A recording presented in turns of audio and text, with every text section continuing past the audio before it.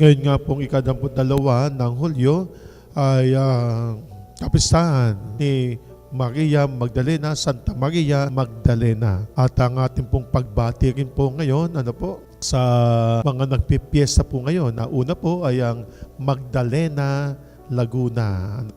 Ang ikalawa po ay ang dati ko pong parokya, ang Santa Maria Magdalena Parish, dito po sa Barangay Look, Calamba City. So muli ang aming pong pagbati sa kapistahang ito ni Santa Maria Magdalena sa kanilang patron sa mga bayan na ito o sa parokyang ito.